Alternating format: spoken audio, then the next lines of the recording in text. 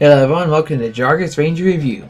This time we'll look at the 6th episode of Dino Charge, The Tooth Hurts. And this one starts out with a more subdued establishing scene. We see Riley at a track in the morning, just doing some intense workout. It seems like it's a pretty normal routine. Well, that does explain why he's so strong already, without being caveman strength, and how he got his skills developed on his own. And then the scene shifts to Sledge's ship, where Porsandra and Curio have released a chef monster named Cavity, trying to get the perfect wedding cake for her. Eventually he makes a pink and purple one with a flamingo at the top of it, claiming it's full of decay. And then Fury shows up, furious that she set a prisoner free just for a cake, calling her a bridezilla. Oh, I see Fury either rebelling or going out on his own, not the way this is going. But Poseidon just force feeds him a piece of cake, and it makes his mouth glow purple and it's hurting his mouth a whole lot. And of course our man Sledge sees this and he blasts the cake away, and he orders Cavity to bake one for the Rangers. Speaking of whom, Riley is in their base, training his sword against tennis balls, and Chase is there just chilling out. But then our New Zealander slurps his soda and it distracts him and he misses his hit. And when Riley complains, Chase just says all he's doing is practicing the same move over and over. And that's because our Green Ranger remembers his battle with Fury when he first got his Energen, how he could barely deflect his attack. So he wants to perfect his skills so he can face him again. But Chase, showing he's actually pretty smart, says that he should train himself to be able to learn to adapt to any situation so he can be ready for anything that comes at him. And Riley, being young and prideful, says he's never seen Chase train, which he says that he does it in his own way and heads out. Now up above at a little restaurant, the Rangers are discussing of where to find the gold energem not bonded to the pterodactyl. And apparently the chef has made a new recipe and giving out free samples of a cake.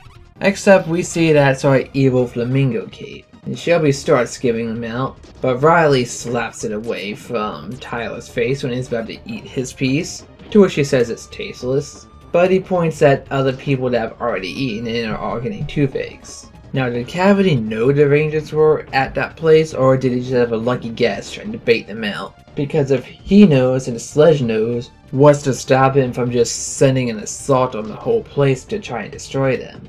But that's never addressed, so it could have been a chance or just convenient to get the plot moving. Anyway, they chase him through the kitchen and they find the real chef is all tied up. Why that monster didn't kill him, I don't know. Probably because it's a kids show.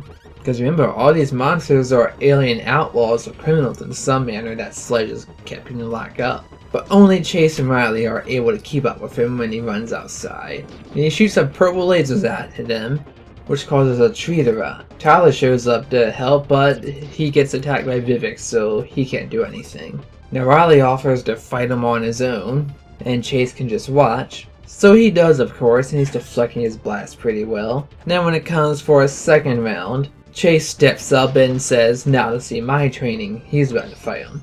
But Riley just pushes him and tells him to stop messing around, which of course our alien of the week uses his chance to hit them both and run off. And it pisses Riley off because he leaves on his own to deal with the situation. And Chase says that he just doesn't get him. Back in the closed cafe, Kendall and Riley are trying to analyze the cake samples, seeing which parts were infected and which were not, or what's left of them. And Chase walks in and just sees them as trash and starts putting them in the trash. And Riley, because they apparently have a feud going on this episode, tells them to stop, but he's saying he's doing the trash. Oh, but they're trying to analyze it, and it's not that simple. Well, to Chase it is. To him, if you eat the cake, you get a toothache. So pretty much this is basically a battle between refinement and instinct. I gotta say, the way this is playing out, despite the fact that Riley is a trained fighter, Chase is coming out to more mature. He's coming up with more practical answers. But Riley is having a bunch of childish outbursts to the way he treats his approach. Of course, Chase has had enough of his bullshit and he says, "You want to analyze it? Fine." He just dumps the trash on the table. To which Kendall just kicks them both out so they can sort out their mess. And so our Black Ranger just skateboards off outside. Now back at the base, Riley is frustrated in his training now, and he keeps missing the tennis balls, allowing even some of them to hit him. And then the keeper just walks over and he says, "Your anger's dull on your skill." We get to talking about the Cordis situation, how Riley thinks Chase isn't serious about the way he handles things. But Keeper offers some advice from his 65 million years of being around the Earth apparently. He says his approach is as sincere as his, and let's not forget that Chase has been a ranger for some time longer than Riley has. And Mr. Keeper explains that two paths can still lead to the same destination. And to show this, he tosses a tennis ball into the box. One just putting it in, and the other just doing it pretty fancifully, making it bounce around the room. Kinda parallels what's going here and now. Chase just does things straight forward and heads right for the goal. But Riley, he's a bit flashier with his sword training. Now meanwhile, Porsandra and Curio are whining that they want their cake. But Cavity is also losing his patience to saying that his loyalty is Sledge. So he just glows purple and gets stronger. Apparently his chef outfit disappears and his monstrous body is more like green looking. Now other three rangers are looking around. Coda jumps from a tree looking for him from above. They still don't find him though. Now rather than trying to scope him out, Chase is looking for his activities. He figures wherever there's decay, that's where he's gonna be. So he finds them, not making things rot, but blowing shit up on top of a bridge. So the Black Ranger informs the others that he found it through his Dino collar, and Riley just like so bewildered that Chase of all people found him. Now rather than doing the smart thing and fighting him as his ranger form, Chase instead decides to hold his own in an unmoored fight against Cavity, dodging his lasers, and eventually takes his blaster at point blank and shoots it at him, except it reflects off his teeth and hits him in the mouth. And our ranger has the toothache ailment, and it's really hurting him.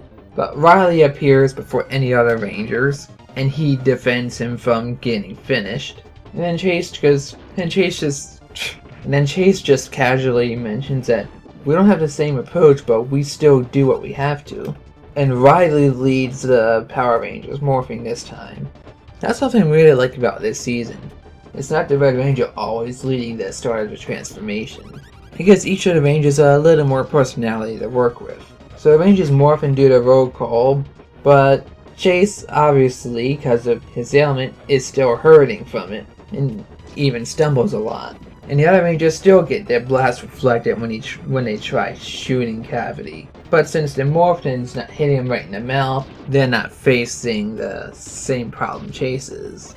Now Riley, finally adapting, comes up with the idea of using his saber and Chase's charger to destroy Cavity's teeth. So he does it pretty well, and he sends a power slash right into his mouth. And it just looks so comical the way he looks without his teeth. And he can still talk like he did before. And then Chase powers up his blaster with Riley's Raptor Charger to do a Dinomorpher Blast Final Strike. And right when it hits him, you see both the Raptor and Parasaurs just chomping at him before it blows him up. Now for the Megazord battle, it starts out with the regular Dino Charge Megazord, red, pink, and blue. It starts out using the shield to block his lasers. His blasts really haven't affected much, have they? And Chase and Riley figure they can add their power by getting in the cockpit. But first they gotta push Cavity away from him. So they use the Dino Blaze Charger to make the head on the shoulder, like the first time we saw it, spew some fire out, though not as powerful as the one that killed our Ice Age, and they're able to get all 5 Rangers in the Megazord.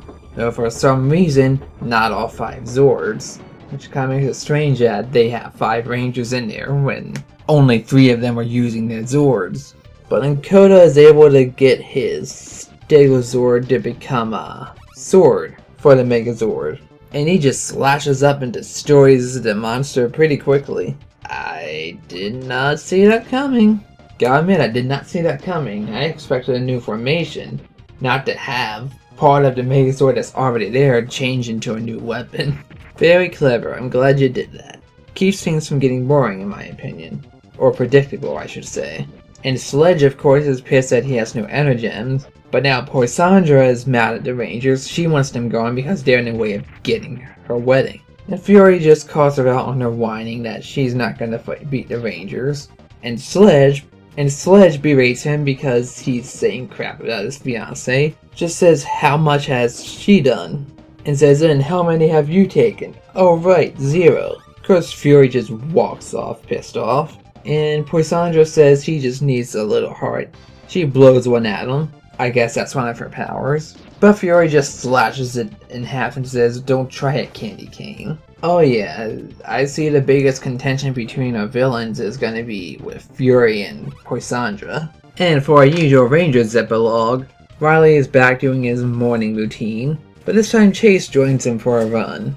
But then the others, complimenting how they work together to beat Cavity, are gonna join in the train. And then Riley, since he won his example, said, there are no rules, well, we have to adapt. And Chase just grabs his shoulder, this could be dangerous. But they all run around and race to the top of a staircase, showing off all kinds of different moves and abilities that they all have, naturally. So they're all pretty well gifted as far as being athletic is. And that's how we end. Chase does have a smart sense of humor. I think he might be my favorite of the Rangers so far. I mean, I was liking Riley at first, but he's becoming kind of a whiner. Maybe even a bit stuck up. Though I am glad that we are developing our characters a lot better than before. Because we see different dimensions to both the Green and Black Rangers. Shows where their strengths lie and also where their personal weaknesses are. So they're not a perfect team, but that just makes them more interesting to watch together. And I noticed in the scene where Riley and Chase had their fight in the restaurant, Koda was cleaning the counter in the background. And as it escalated, you could see him watching, and he did it slower and slower as their argument got more heated. Something most people would not even notice, but I saw it very clearly. Of course, Kendall was good laying down a law telling them to grow up, pretty much. I really want to know how she and Keeper made contact. It's getting more curious. Speaking of Keeper, he really is mysterious, because we don't know what he's done so far, except give the energems to the dinosaurs, and just be there at the base. Because at first he was offering a mentor role, but then he backed out, and now he's acting like he's all Master Splinter on the Rangers. Even though it's pretty clear that Kendall is the one in charge. So there's still a huge air of mystery about him that has not been addressed at all. And it's more interesting to see Poisandra focus now that she's... So overall, another great episode. We got to see the villains get more aggressive against each other, or a couple of them. We saw the Rangers divided, and how it can tear them apart, and also how they can learn to work together again, as well as giving them all some more complexity. Is another win for Dino Charge. And that's all for this time. I'm Jargus Ranger, and thanks for watching. And until next time, may the power protect you.